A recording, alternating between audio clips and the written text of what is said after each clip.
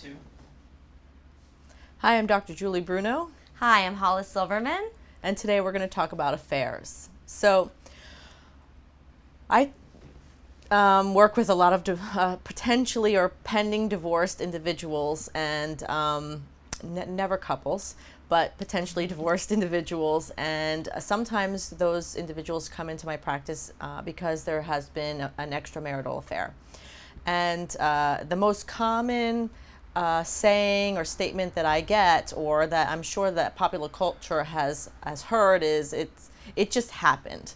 And unfortunately, I try not to quickly jump all over the client, because nothing just happens, especially an affair. An affair takes a significant amount of time to cultivate, whether you're conscious about it or if it's working at a subconscious level. You have to spend more time together. That means staying at work later. It means having that extra lunch. And when you spend more time with someone, obviously, that you like, obviously, you become more intimate with them. You then start shifting into, if there's any problems in the marriage, it might even be big problems, just any problems, you start shifting into comparing that person with a person that you are potentially going to have an affair with, till it comes to a head and you are booking either a trip, a business trip, or you're booking a hotel room, and thus you find yourself into an affair. So you're not really, it doesn't just happen, especially when you're booking a hotel room. You actively engage in having an extramarital affair. Even, and most people don't want to admit that, but that's exactly what's happening. Now, why does that happen? And that's the second part. Why does it happen?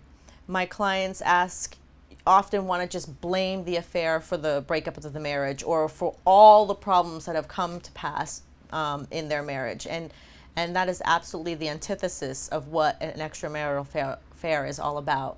An extramarital affair is a symptom that your relationship or your marriage is on life support. And I say life support because you can revive it, but it is on life support.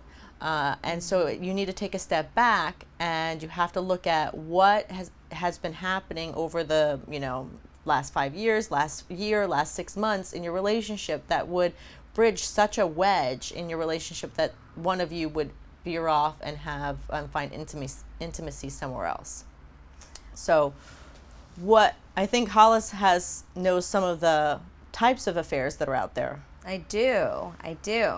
So in what Dr. Bruno was saying, there's actually different types of affairs out there. And so I just wanted to quickly explain what each of them are.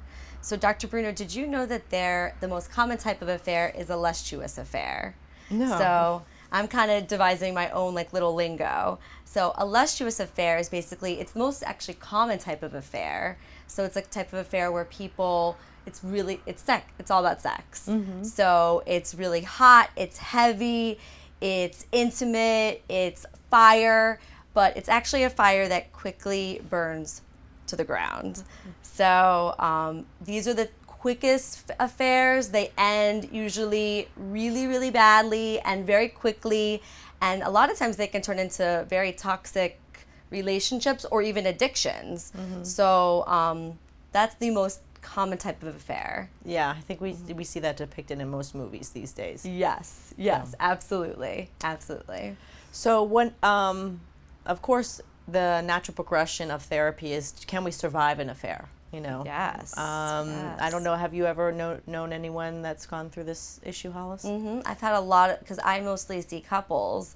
So I know a lot of couples that come into therapy, and the couples that I see that really do survive the affair, they are very devoted to making their marriage work. Mm-hmm. I would say that the types of affairs that they have are usually short-lived. So the ones that are short-lived tend to be the couples that do survive the affair.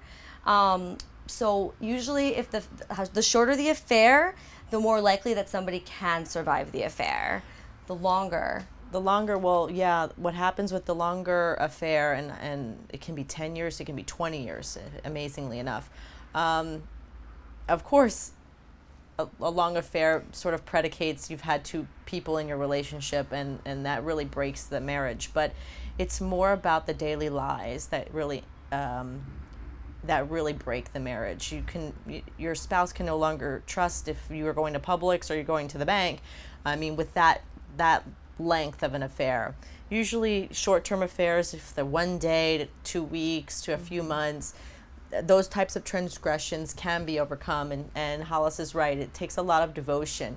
It takes a lot of humility. It takes a lot of work. It's not going to happen overnight. Absolutely. Transparency. You have to be able to just open up all of your devices, all of your agendas, all of your any type of contact. You have to open up, and you have to be honest.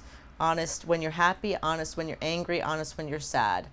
And I've seen, more often than not, you would think affairs just break a marriage, but more often than not, I've actually seen marriages overcome an affair and be better. And, Dr. Bruno, would you say that affairs where it's like they're all in, meaning that the two people that are in the affair are physically, sexually, emotionally, spiritually involved, would you say that they're probably more likely to not make it versus a couple that gets into an affair that's on a more sexual level? Would you say that there might be a difference there with the affair? I don't know the real statistics, but in my practice, most affairs never last. Okay. So it doesn't matter if you see eye to eye and you're like twin soulmates and you've promised to leave your spouses. I've heard it all. Yes. I've heard the lustuous affair. I've heard it all. And I'm going to tell you, more than 90% never make it. Never make it. No matter how much they promise, you mean it, and they mean it. It just doesn't happen. And I'll leave you with this, is that nothing ever born in deceit ever prospers or develops into something positive. No, that's very true. Usually there's an available partner, probably an unavailable partner in what happens with an affair. So it makes sense. And I see that a lot too in my practice, where the affair usually doesn't last and usually burns out pretty quickly. So more often than not. So, Thank you for listening. Thank you. I'm Dr. Julie Bruno. I'm Hollis Silverman. We'll see you soon. Bye.